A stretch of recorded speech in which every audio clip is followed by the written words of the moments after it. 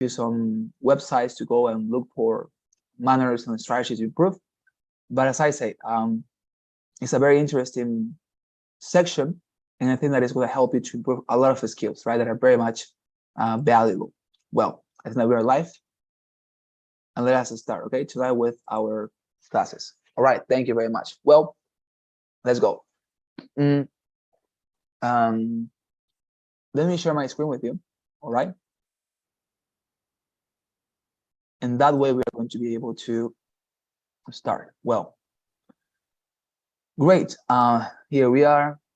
Fantastic. So let me please show you here my screen, and let us start with this presentation. Tough writing section. As I told you, difficult, nonetheless, with technique and practice and the template, very important. I'm going to give you a template tonight for writing down the essays in this section, because beforehand I can tell you that your tasks basically consist in writing down some essays, actually 2 different essays that are going to respond different questions. Tonight we're going to discuss the first of those questions and the first essay, and next week we're going to discuss the next one, but nonetheless, let us get into it. General aspects, okay? General aspects of the writing section. Let us discuss this. Well, let me tell you that the TOEFL IBT test writing section is designed to measure your ability to write in English in an academic setting, and you are expected to be able to present your ideas in a clear, well-organized manner. This is actually very interesting. You know why? Because when I was applying to some American universities last year, I found out one of them that actually required all its applicants to get at least 25 in the writing section. And the curious thing about this university was that in their website, the only thing that they mentioned was that they wanted this qualification or this score to be presented in the application. But they never talked about, for example, the speaking section, the reading, the listening. And this is quite normal, I discovered. Why? If you are planning to take this exam in order to apply American universities, or simply to get a job working remotely for an international company, many of these institutions look for specifically good writers on keyboards.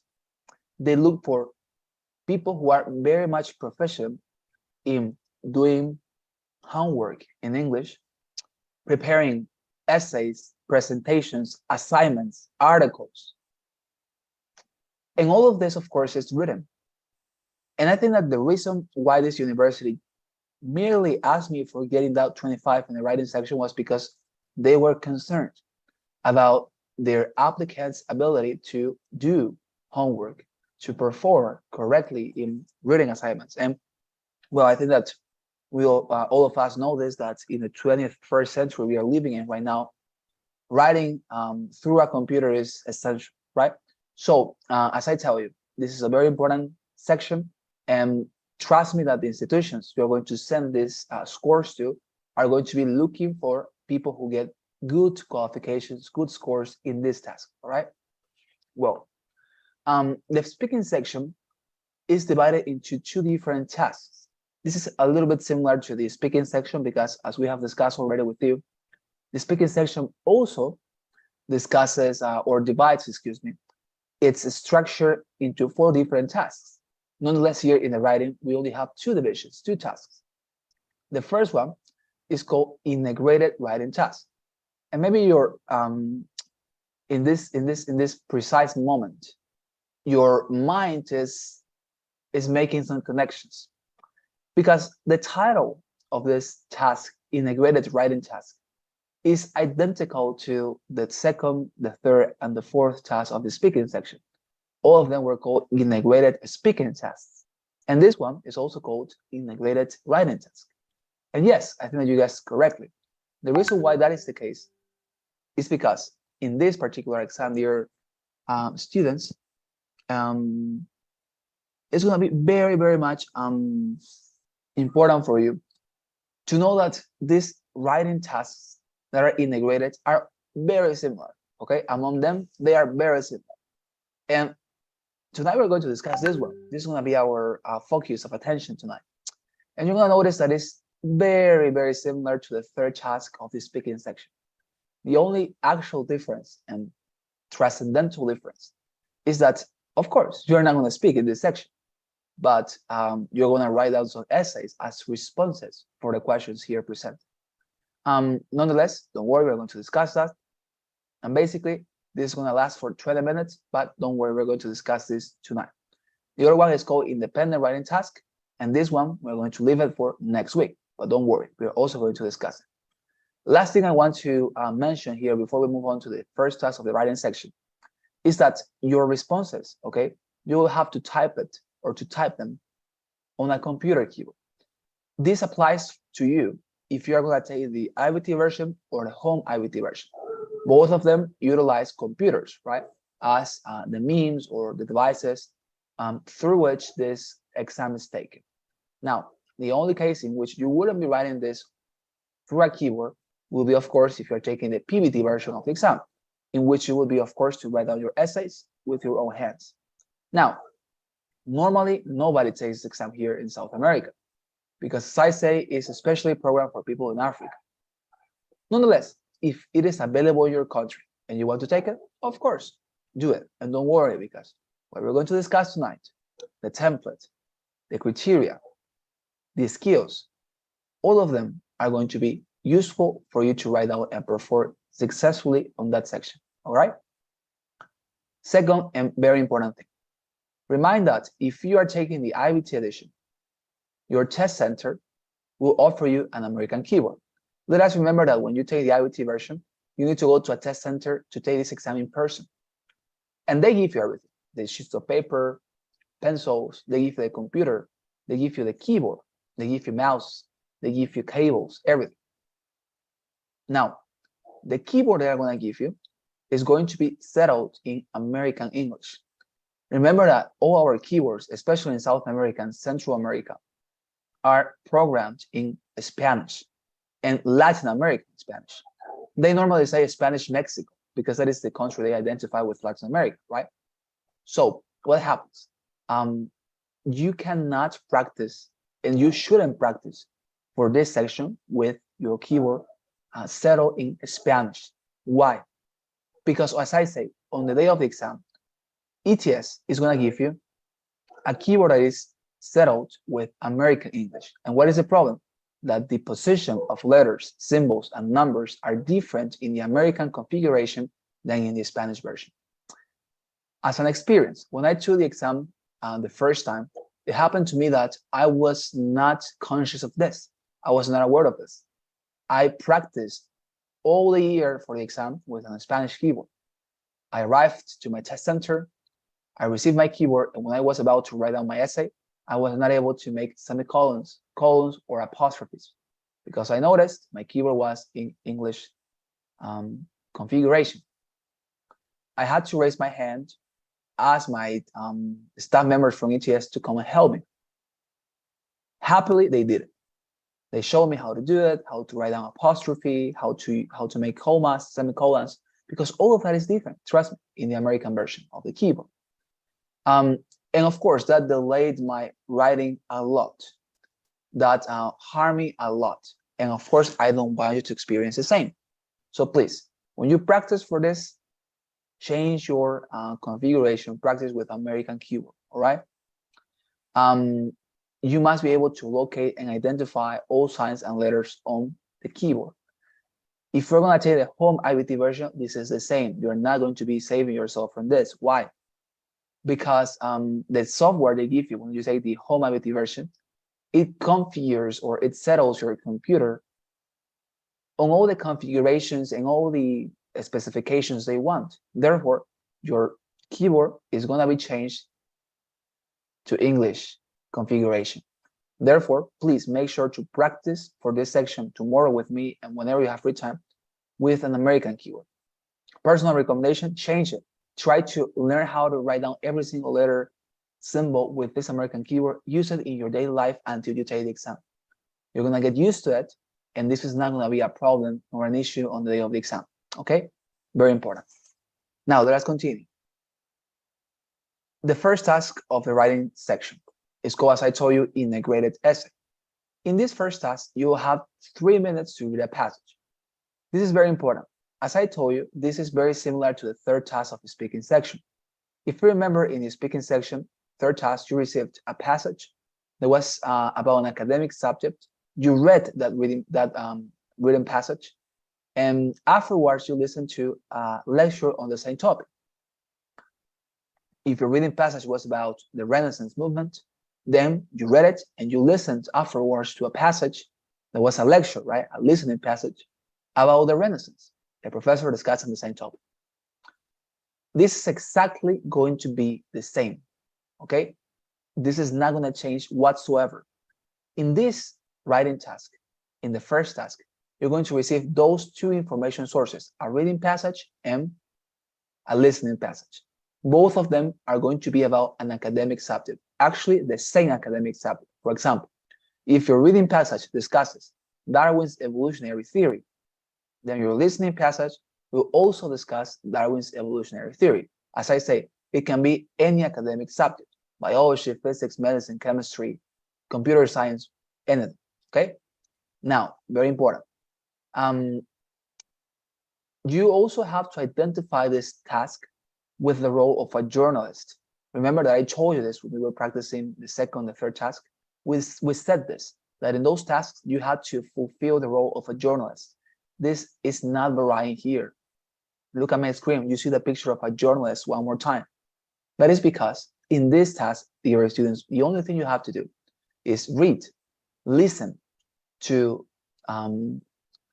listening to two different passages that are information sources, right? On academic subjects. You're going to take notes while you read and while you listen. And then you're going to offer a summary of both materials. Of course, in this case, your summary is not going to be spoken. Your essay, the essay you're going to write for this question, is going to be your summary. You are going to write down your summary, of course, as I told you, through your keyboard. And that is going to be your essay responding this task. The question is always the same. Summarize the reading passage and the listening passage, no more than that. Okay? Something very important here. There is a special characteristic of these passages, of these information sources. Before I say that, remember, you need to be like a journalist. Don't say your opinion. Don't add anything external to the passage. Merely summarize both materials in your essay. No more than that. That is the only thing you have to do. Not including what you think, not adding any external detail, even if you know about the subject, okay? You simply remain yourself with limitations, boundaries of not including anything that is not mentioned in the information sources, okay? Well, apart from that, as I say, the only endemic characteristic of this particular task is this. If you remember in the third task of the speaking section, the reading passage, for example, talked about, I'm gonna give the same topic, Darwin's evolutionary theory. If that was the case, then in the listening passage, we listen to a professor talking about the same, Darwin's evolutionary theory. They were about the same topic. That is going to be the case here. That is going to be repeated. Now, there is a slight difference here, that in this task, in the writing section, your information sources are always going to contradict and oppose each other. How? If your reading passage says that Darwin's evolutionary theory is a completely proved, tested, and fantastic mechanism to explain how complex organisms have managed to evolve on this planet, then you're going to notice that after you read that passage in favor of Darwin's evolutionary theory, your professor will, yes or yes, contradict that statement. He will argue against Darwin's evolutionary theory. He is going to discuss Darwin's evolutionary theory, yes, but he's going to talk about, or he's going to discuss negative aspects of that theory. He's going to be against the theory. He will say, well, not. Contrary to what you read, Darwin's evolutionary theory is not actually tested, has not been actually proven. Darwin's evolutionary theory fails to explain biological complexity. It proposes biased examples, things of that sort. As I say, they will always contradict and oppose each other. The reading with the listening. If the reading goes in favor of the topic you read, then the listening will go against it. If the reading goes against a topic, then the listening will go in favor of it and vice versa. But that scenario of two contrasting and opposing information sources will remain every single time. And this is important. Why? Because in the essay we're going to write down, we need to reflect this scenario. We need to reflect the situation. You're going to notice when I show you the template that this is repeated. This continues, okay? And this needs to be, as I say, reflected in the essay, all right? But well, please be aware of that as we continue, because you're going to be able to notice it and to experience it by yourself, okay? It's going to be super easy, trust me. So let us continue, all right? Well, some other details of this section. How much time are you going to have to write down your essay? By the way, I'm not sure if I mentioned this. How much time are you going to have to read your passage, the reading passage, the first information source? 3 minutes, okay? Is more time than before. Why? Because the passage is longer, all right? So you will have more time. You're going to notice it, don't worry. But for writing the essay, how much time are you going to have? 20 minutes, all right? This doesn't include, by the way, the 3 minutes you have for reading the passage. That is apart, okay? That is different. Apart from the 3 minutes you have to read the passage, and of course, apart from the duration of the lecture, you're going to have 20 minutes for just writing the essay, okay? 20 minutes for just writing the essay. Well, is there a minimum quantity of words I have to write down? Yes. The minimum quantity of words you need to write down for this section is 150 words, okay? This is what I told you about my experience with typing. When I started to write down and to prepare myself for this essay or for this exam, I discovered that in 20 minutes, I was able to write down something like 70 words. Of course, I was shocked and very much desperate. I practiced, I improved, and I was able to meet this limitation and, of course, to exceed it. So why I tell you this? Because I want to motivate you. It is possible to motivate, to improve even if you are not very good at typing. 150 words, that is the minimum. Nonetheless, as I said, you can write down more if you want. And if you do it, awesome. Of course, that if you write down more than 150 words, that is going to be not only appreciated, but scored. That is going to increase your score.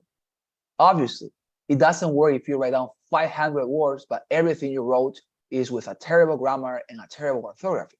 Your writing must be very good. You need to include good vocabulary, good grammar, good orthography. And if you write down a good quantity of words, well, fantastic, you're going to receive a high score. But your priority must be grammar and orthography. Don't try to write down 300 words just because you want to have a lot of words, but neglecting this important part, that is grammar and orthography. Better to write down 150 words with good grammar and good orthography instead of 500 words with a terrible grammar, okay? Have that in mind. Well, before you make some questions that I know you may have some, let me show you here in my simulator how this exam is going to look like on the actual day, okay? So when you get into this task, this is the first thing you'll be receiving. Instructions, as always. Do you need to read this? No, because you know what to do. That's the reason why you're taking these classes, right? You have to summarize 2 information sources. You have to write down at least 150 words. This 250 words is not a maximum, by the way. It's just a parameter they give you for you to know how much is good, okay? But minimum for 150. And apart from that, you can write down as much as you want. How many time for reading the passage? 3 minutes. 20 minutes for writing the essay. Well, what is the first information source? A reading passage. As I told you, look at it. In this case, it's about the Emperor Claudius. Don't worry, we're going to read this together. But for now, let us simply appreciate that this is longer than before, right? This is a long passage. How much time do you have for reading this? 3 minutes. As you can see, you have a chronometer here. This will be on one side of your screen. And the only difference is that this chronometer on the actual exam will be going backwards. 3 minutes, 2 minutes and 59, 2 minutes and 58, 2 minutes and 57, and so on and so forth. All right? Well, you read this. Now, let me tell you, an average reader reads this passage in 2 minutes, okay? Now, if you have extra time, okay, that is to say your 3 minutes are not over, I don't recommend you to do this, to scroll down and press next. You can do it. If you press the button next, right, This is exactly how it's going to be on the exam, by the way. If you press the button next, you are not going to be able to come back later. My recommendation, take advantage of that extra minute you have. What can you do? Don't read it again. Start thinking about what is going to be your summary of this, because remember, you're not going to copy this. No, you have to summarize with your own words, with your own ingenuity. So start thinking, as we discussed last week, what are those points that I should include in my summary? What parts are not actually important? What parts are not actually relevant? What I must, or what must I include, okay, in my summary? Because if I don't include it, nobody's going to understand me. Think about that, okay? If you have that extra minute. Of course, if you want, you can simply press next. You're going to be moved to the other menu. If you exceed your 3 minutes here without pressing this, the computer will automatically take you to the second information source, okay? Here you have it, a lecture on the same topic. The last time was about the Emperor Claudius, right? Let me just show you. Now listen to part of a lecture on the topic you just read about. Right, great. Well, we're going to listen to this later, so don't worry. But as I say, it's a lecture that argues, in this case, against Claudius. This passage that we're going to read it, don't worry, argues in favor of Claudius. Claudius was an emperor of Rome. If you like history, as I do, you know that Claudius was a very famous emperor of the Roman Empire, right? So it discusses about Claudius, and it basically says that he was a fantastic ruler. Nonetheless, when you come here to this lecture, the professor says that he was a terrible ruler, and he gives some reasons for thinking that, okay? And they actually refer to the same passage. You're going to notice when we listen to this, the professor says, the article you read was incorrect. And when he says the article you read, he means what you have read. This is like as if you were part of his class and you read this in his class and he discusses this. You're going to notice. And he says, no, what the passage said here was incorrect. What he said here was incorrect. What the passage said here was unreliable. He's going to criticize, right? He's going to be against Claudius. You're going to notice. When you finalize listening to this, you're going to be moved to the last menu. This is where you're going to write down your essay. As you can see, you have some interesting items in here. First of all, you have the same reading passage you have read at the beginning, right? Completely written in here. Why? Because you can actually, whenever you have forgotten something or you want to make sure that something is correct, you can consult this reading passage. This is going to remain here for the entire 20 minutes you write your essay. That is to say, your entire 20 minutes for writing the essay, this will still be available for you on one side of your screen, okay? It's an advantage they give you. Good, right? Well, here you have it. What you're not going to be able to listen twice, by the way, is the passage. So please, don't get confused. You don't listen to this twice, just once. But nonetheless, the passage is a completely different matter. This, you're going to have it available for you during the entire 20 minutes. But the listening passage will never appear one more time, right? Great. What else? Here, as you can see, you have a reply box. And here is where you're going to write down your response. As you can see, you can write down as if it were any document sheet. I don't know. In the reading passage, right? Comma. We have seen that Claudius was a terrible ruler or a fantastic ruler, whatever. As you can see, here's where you can write. Now, let me show you something. What happens if I write down something incorrectly? Instead of writing sin, I write down sem. Let me show you. Something's going to happen. Give it a second. All right. Here it marks that this was incorrectly written, okay? Now, this happens to me, dear students, because I have Grammarly here in my computer. But is this going to happen on the exam? No. Nothing is going to tell you on the exam if your writing is correct, if your grammar is correct, if your orthography is correctly written, nobody or nothing is going to tell you if it is fine. You are the only person who will have to check it out and make sure that your grammar and orthography is correctly written. Nothing is going to be telling you or highlighting the words as it happens here, because as I say, I have Grammarly. But this is not going to happen on the exam. And if you're thinking, Bob, I'm going to take the home IBT version, I can have my Grammarly here. Sadly, not true, because the software they ask you to install in your computer basically shuts down all of these websites. You're not going to have any particular help here. The only manner you have, as I say, to write down and to correct your essay is by your own knowledge. Okay. So as I say, dear students, you have to be able to locate all your mistakes, because normally we have a lot of mistakes while writing. It's common. Okay. Below your reply box, you will have the following. As you can see, you have, you have a word counter. Look at it. And it says how many words you have written until that point. It says 13. Now, if I continue writing, also, we have listened. We have listened to a professor. Notice how my words are increasing. So the professor argues was actually, notice how my word counter is amended, right? Was a terrible governor. 29. How many words do you have to write down? At least 150. Here I have 30. Well, great. As I say, Grammarly, that is not going to happen. If you don't want to see how many words you're writing, for some people this is annoying. There's going to be a button here, okay, besides this menu word counter that says hide word counter. If you press that button, this is going to be hidden. If you press it again, it's going to be shown again. So please, if you don't want to see it, press the button. If you want to undo it, press it again. Okay, great.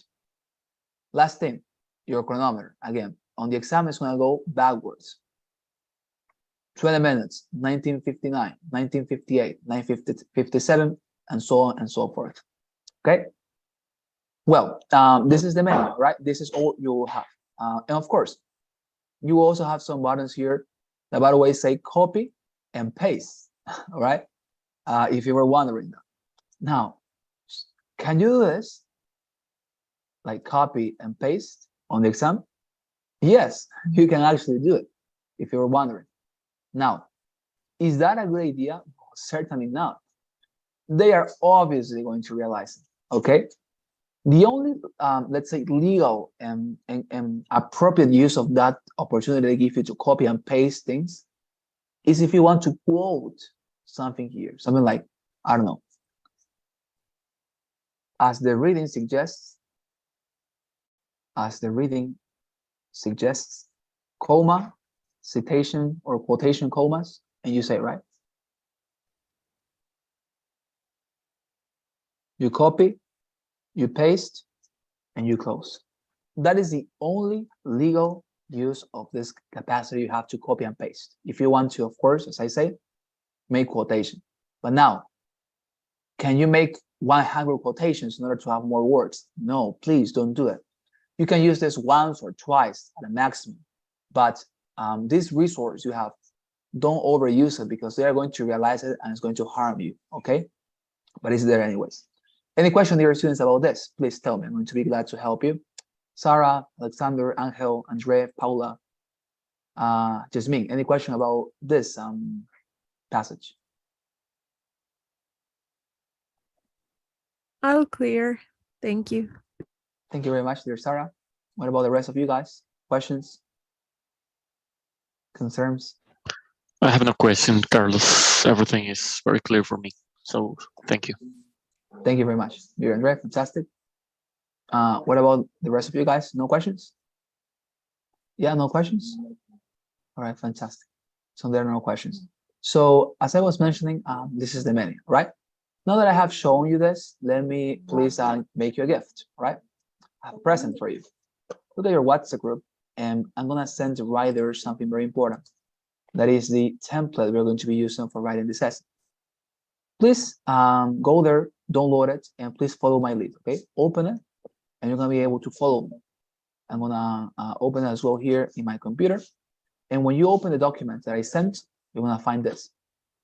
Introduction, body, this is the template, okay? That is basically consists of two different parts, introduction and body, no more than that. We don't have a conclusion, by the way, you're gonna understand why. And if you scroll down a little bit more, you're gonna find another thing, very useful. An essay that I wrote myself, okay? Using the template. Why? Because I think that it's very important for you not only to receive this, but to see how it works on an actual situation. So I took the freedom, or I had the freedom, to write down this essay for you, okay? Using the template for you to see how it works, okay? So the rest of the class, we're going to dedicate it to tell you and teach you how to use this. So before we do that, let me please read with you the passage we have here, because I wrote my essay, this essay that I wrote here using the template, I wrote it concerning the passage about Claudius and the lecture about Claudius. So we need to read and to understand it and to listen to the lecture as well in order to understand the essay. All right, so we're going to do that together. I'm going to send you the reading passage, okay, through the WhatsApp group so that you can follow me. Not here through the chat box because it doesn't tolerate it, it's too long. All right, so please, I'm going to read it aloud, okay? In this case, we're not going to have 3 minutes, but I'm going to read it aloud for us to understand and to follow it together, okay? And then we're going to listen to the lecture. So please, dear students, let's read what it says here.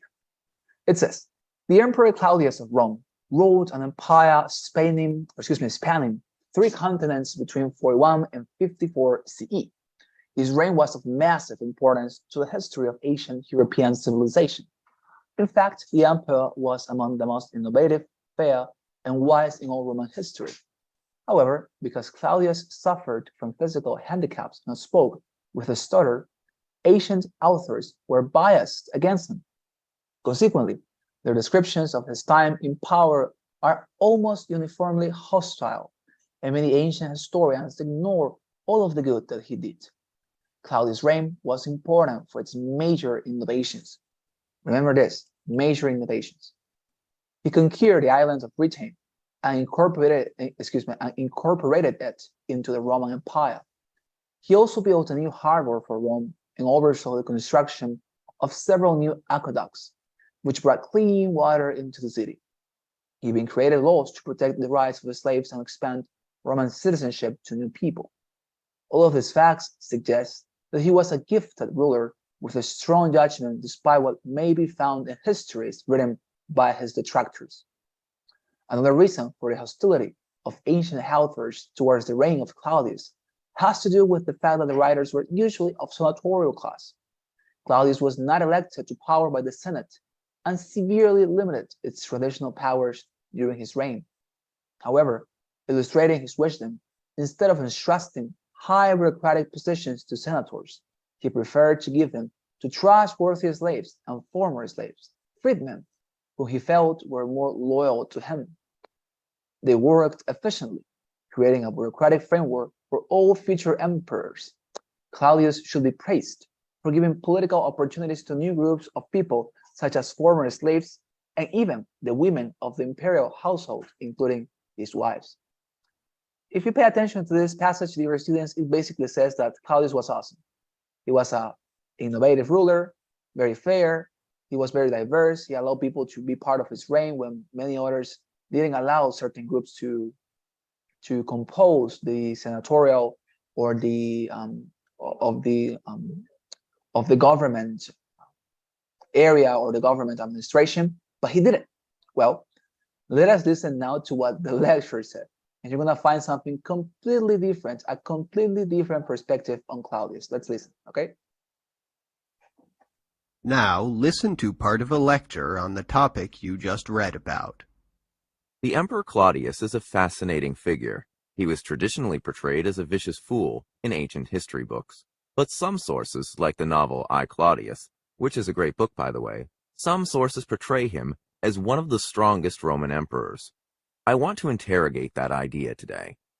He certainly did a lot of good for the empire, but perhaps the traditional account of Claudius's reign, emphasizing the weakness of the emperor as a leader, is closer to the historical truth than the popular new revisionist account. Was he really as innovative, fair, and wise as the textbook suggests.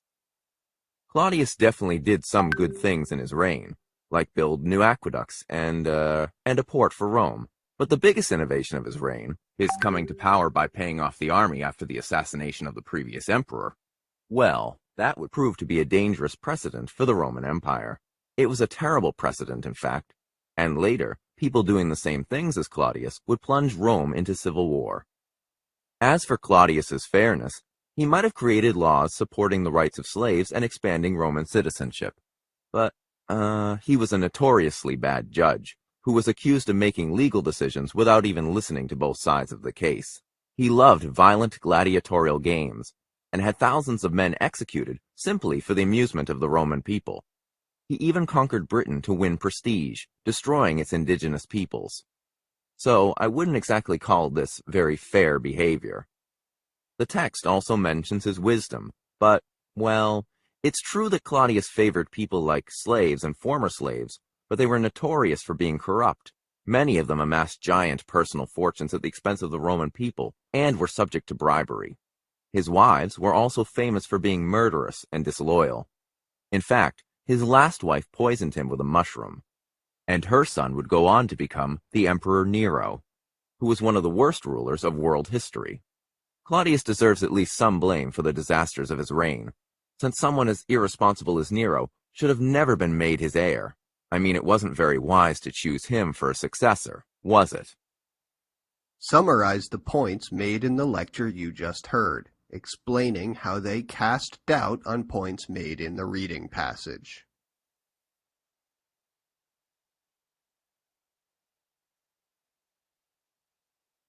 Sorry, I had my microphone off. As I told you, this is a complete different perspective, right, to the reading passage we read about Claudius. Here, basically, they said that he was terrible, was not innovative, unfair, mediocre, basically. Now that we have read and listened, let us see how can we summarize both topics following our structure. So please accompany me, go back to the structure, and let us see. All right, well, as I told you, the template basically consists of introduction and body. The introduction has some phrases that you have to include in your response. As we did with the speaking section, you remember, the first thing you have to write in this case is this. The reading extract, by the way, is a synonym of passage, right? Leads off with, let me show you, oh, by the way, notice that these sentences that are part of the introduction are highlighted with yellow. The reason why I did this is because here in my example, I also highlighted those sentences with yellow for you to see how I apply them, all right? Just in case you want to identify them. Well, so the sentence says, the reading extract leads off with, and notice how I used it. Let's see. The reading extract leads off with the idea that Claudius was not a terrible, notice, was not a terrible emperor for the Roman Empire, and he contributed with illustrious works for his people. As you can see, what you have to do after you write down this sentence, the reading extract leads off with, you have to make a very, very brief, concise, and general summary of what the reading passage said. But very general and very concise, because the passage said a lot of things. But here is super concise, right? Was not a terrible emperor for the Roman Empire, and he contributed with illustrious work for his people. Right? Well, after you write down that super, super fast summary, remember, summary, not European, summary. We have another sentence. Nonetheless, a connector, right? That means sin embargo. In the lecture, it is said that, and as you can see, let me show you how I applied it. Nonetheless, in the lecture, it is said that this optimistic understanding of Claudius' authority and deeds is actually inaccurate. As you can see, I'm offering one more time after I write down this sentence.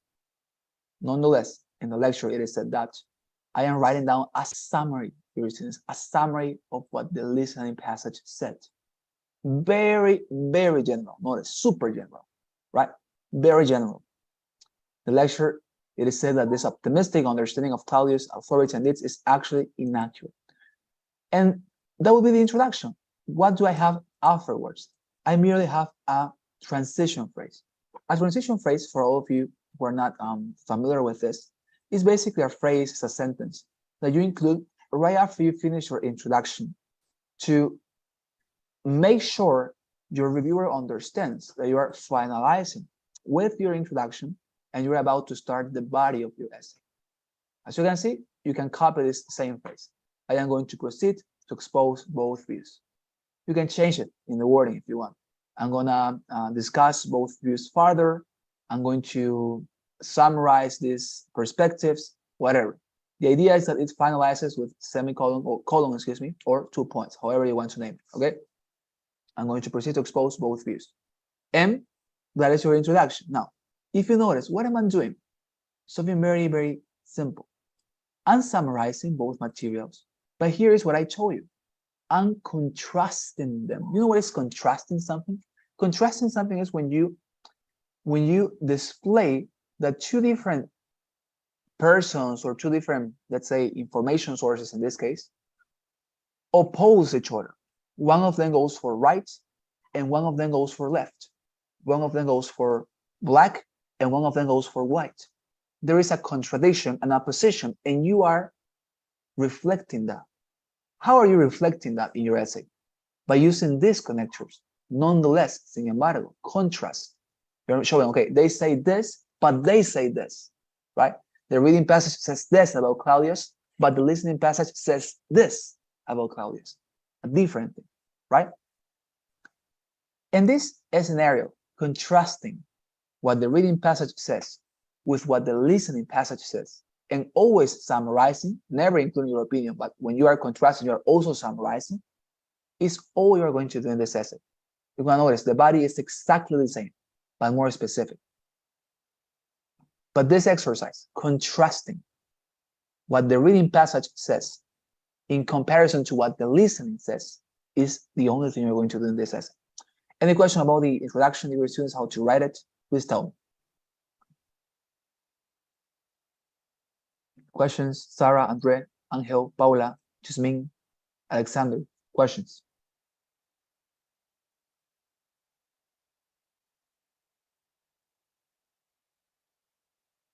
Something about the introduction to your students, questions or no questions? Everything is clear for me. Thanks. Thank you very much, Andre. No question, Carlos. Thank you very much, Angel. There you are. I have a question. Please, Paula. Yes, I would like to ask how important the vocabulary is.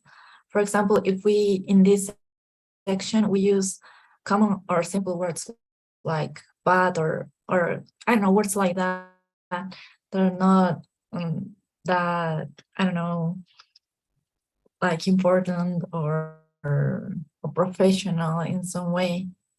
Mm-hmm. Could you repeat your question, Paula? It happens that it sometimes takes me out for some reason.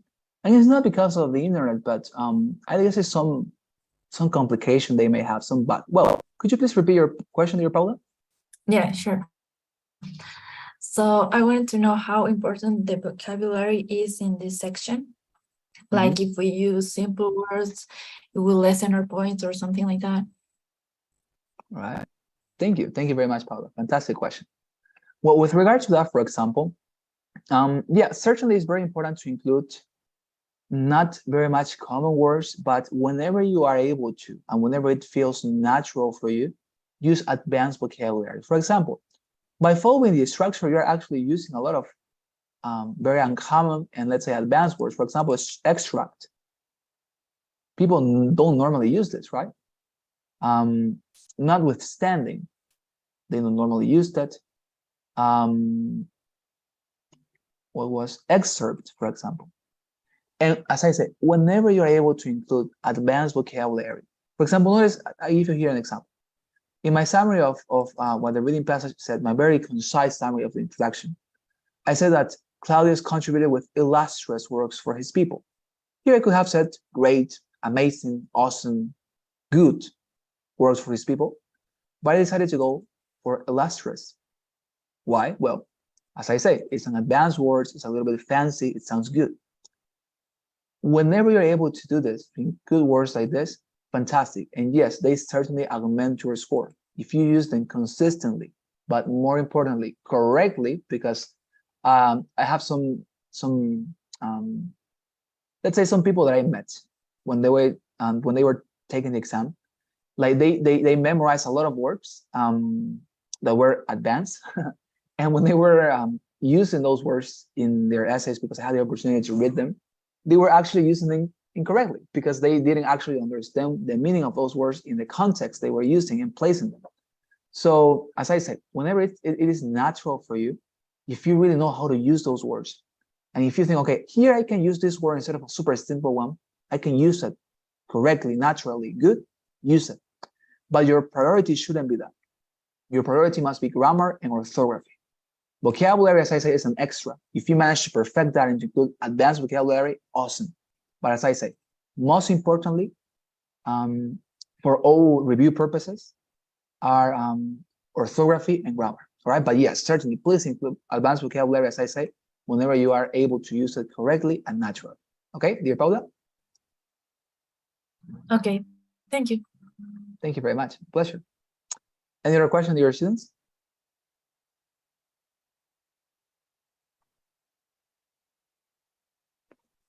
Questions?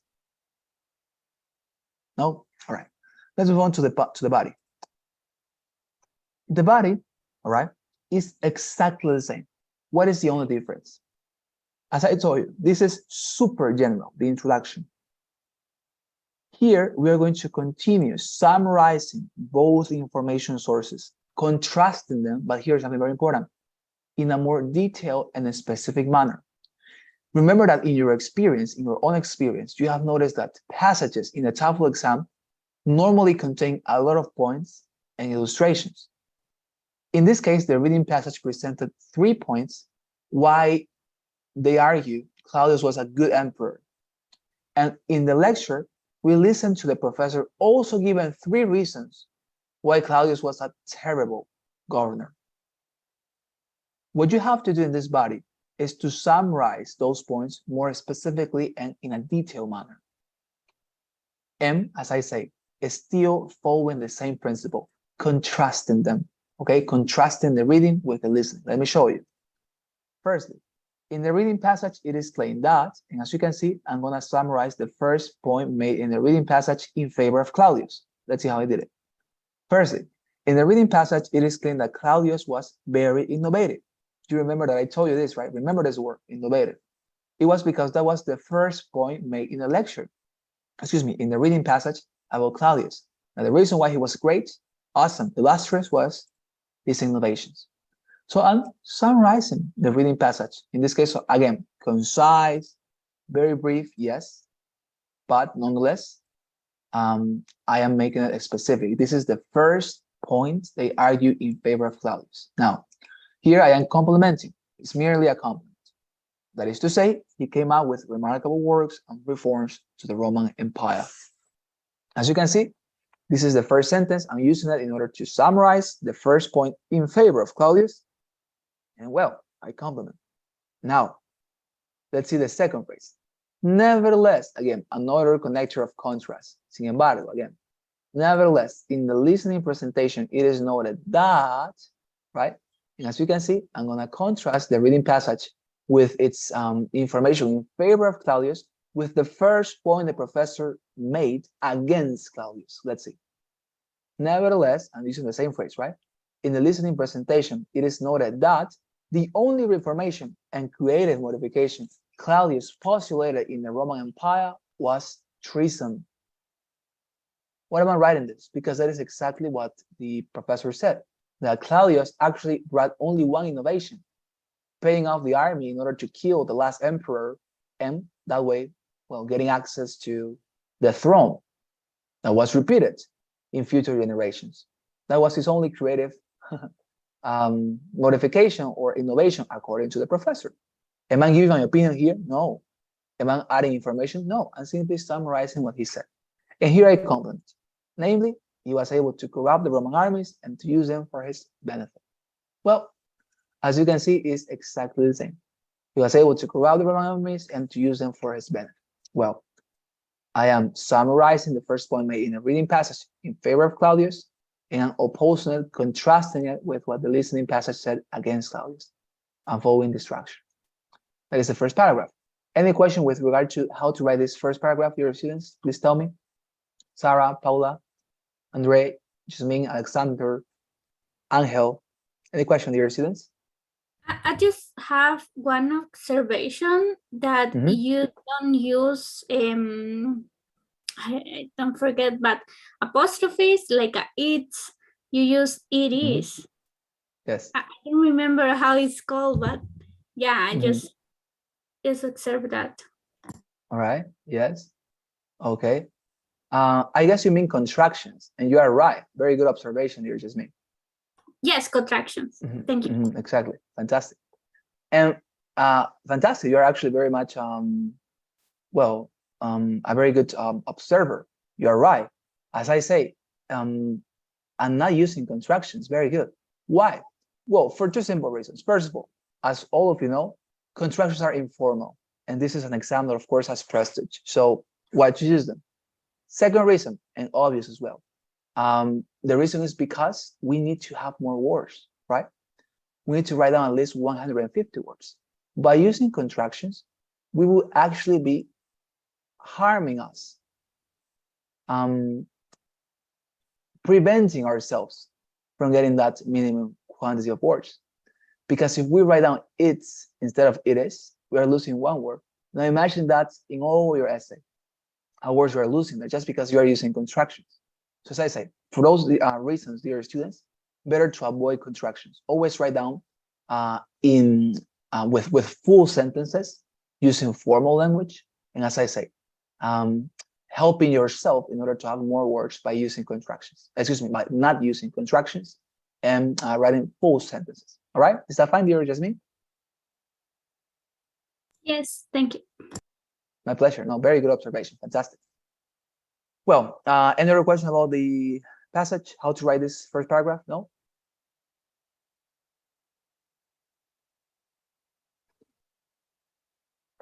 Well, questions. And if you had no questions, fantastic. Why? Because if you understood this, this is exactly what you're going to do until the end of this lesson. Let me show you. Secondly, here we are going to summarize the second point made in favor of Claudius. Secondly, in the reading excerpt, it is pointed out that, let me show you. Secondly, in the reading excerpt, it's pointed out that Claudius was a straight ruler and judge for his people. This is the second thing they said about Claudius, right? He was a straight ruler, good judge for his people. Further, and here complementing, he executed justice and collaboration to slaves and facilitated the acquirement of Roman citizenship. Notice this word, for example, acquirement. I could have said facilitated, let's say, possession of Roman citizenship, but I said acquirement. That is, as I say, fancier. It's an advanced requirement. Well, he executed justice and collaboration to slaves and facilitated the acquirement of Roman citizenship. This is the second thing they said in favor of Claudius. Now, following this structure, I'm going to contrast that with what the listening passage said against Claudius. The listening passage claims notwithstanding, sin embargo, right? There are a lot of ways to say sin embargo in English. Well, the listening passage claims notwithstanding that Claudius was not indeed a just and righteous ruler. Likewise, here I'm complementing, right? He is said to have loved violence and the elimination of indigenous weak populations. This is what the professor said against Claudius. He was not just, he was unfair, he was violent, he wanted to eliminate indigenous populations of Britain. Well, and just summarize, right?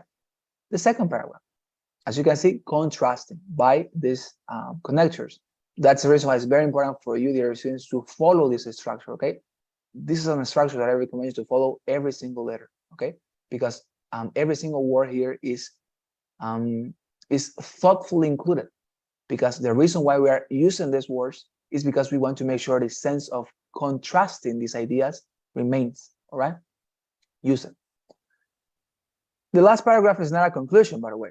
It's simply the summary of the third reason that the reading passage gave for saying and stating that Claudius was a fantastic ruler, and the contrast we make with the listening. There is no conclusion here, okay? And by the way, very important, this doesn't vary, okay? if you have more points in your lecture, dear students, for example, maybe your passage has 4 different points, then make a 4th paragraph. If your reading passage merely has 2 points, make 2 paragraphs. You can alter that. That is, of course, adjustable. But as I said, respect that idea. 1 paragraph for every single idea of the reading and the listen. All right? Fantastic. So, what is the phrase? Finally, in the reading selection, it is stated that. Let me show you how I used it. Finally, sorry, in the reading selection, it is stated that Claudius was promised, to recognize the value of diversity in his kingdom. This is the last thing they talked about, right? Namely, he disposed many political charges to previously owned slaves and women, a practice not very common in those times, right? Summarizing, not giving my opinion about the 3rd reason the reading passage gave in favor of Claudius. Last sentence. On the other hand, again, contrasting information. In the presentation, it is mentioned that, on the other hand, in the presentation, it is mentioned that his decisions were not appropriate, right? Another word that you should use, appropriate, and turned out to be harmful for the empire. The slaves, he charged with power ended up being corrupt, and his wives were abominable. To top it off, right, his legacy brought us one of the worst rulers in human history, namely Nero. As you can see, final paragraph summarizing the reading and the listening, making a contrast between them. That is all. And now, how many words did I write? 288. What is the minimum? 150. By the way, I wrote this essay in 20 minutes. Okay, so it's possible. Notice, it's possible to write it in 20 minutes. All right. Last thing. Always recommend you when practicing. Okay, I'm gonna come back here to my here. As I told you, when you write, you're gonna have a lot of mistakes. Okay. The passage talked about the king. Right. What you shouldn't do, students, is to stop every single time you commit a mistake. Don't stop. Don't stop. Continue, stop, continue. Don't do that. If you commit a mistake and you are aware of it, wait until the end of your essay to correct them. That is to say, reserve for you 5-6 minutes, depending on your own capacity, to check out your essay and correct it. Because if you stop every single time you commit a mistake, you're going to completely deconcentrate your mind. You're going to lose your reasoning train. You're going to get anxious. Terrible idea. Wait until the end. Write down everything as you can, as good as you can. Reserve for you 5-6 minutes at the end. Correct it there. All right? A good technique. Very important hack. All right? Any questions, dear students, about this? About the essay, anything that I could clarify? Tell me, please. I'm going to be very much glad to help you. Questions? Sarita, Paula, Jasmine, Andre, Alexander, Angel. Questions? Everything is clear. Thank you. Fantastic. Thank you very much, Jasmine. What about the rest of you guys? Clear? You're fine? I have a question, could it? Please, dear Angel. I realized that the reading passage have 3 paragraphs. It is expected to listen also 3 main points in the listening section. I say that, for example, if there are 2 paragraphs in the reading section, it's expected to listening just 2 main points, or it's not related in another paragraph with the listening. Thank you very much, Angel, for the question. Very good. So they are normally related. What Angel says is that if you have 2 points in the reading passage, he is asking, is that also going to be the case in the listening? That is to say, the listening will also have 2 main points or 2 main paragraphs? Normally, yes. If that is not the case, I recommend you to, go for what the reading passage says. That is to say, if the reading passage gives 2 arguments, right, in favor of something, then mention the 2 arguments against those arguments in the listening. And the last one, you can maybe include it as an extra information at some point at the end of your essay. But as I say, try to include all the points in favor and against it. If you are not having balance upon that, as I say, follow the material that has less points. Include that. For example, if the reading has 2 points and the listening has 3, include the 2 points of the reading passage and the 2 points of the listening passage. The third one of the listening is not necessary for you to include it. Include it as an extra information, but it's not necessary to make another paragraph to talk about it. You can include it as extra information. All right? Is that fine? Does that respond to your Angel? Yep, clear. Fantastic. Thank you very much. There you are. Any other question, dear students? Please tell me. Questions, ideas? No?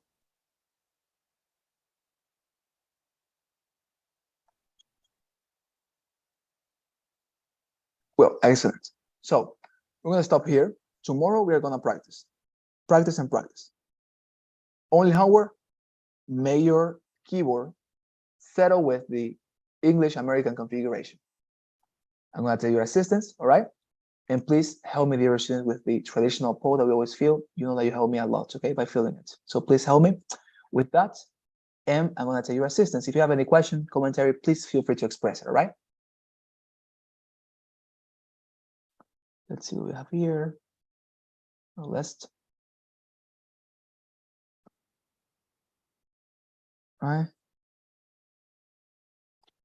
So is here present our dear Jasmine Azucena? Yes, present. Thank you very much, dear Jasmine. What about our dear Andre? Present. Thank you very much, dear Andre. What about Andrea Mercedes? She was not here. What about Paula Andrea Coronel? Present. Thank you very much, dear Paula. What about Alexander David? Present. Thank you very much, dear Alexander. What about Intriago Angel? Present. Thank you very much, dear Angel. What about Antesana Mateo? All right, Sergio Santiago, Antesana. Sara Neda. Present. Thank you very much, dear Sarah. And finally, our dear Kevin Alcides. Great. Well, so a pleasure, dear students, to be with you tonight. Tomorrow we're going to practice, so please make sure to have your keyboards in American configuration, and see you tomorrow, okay? Have a wonderful night. Good night. Thank you. Thank you very much, Andre. Bye-bye. Bye, guys. Thank you. See you tomorrow.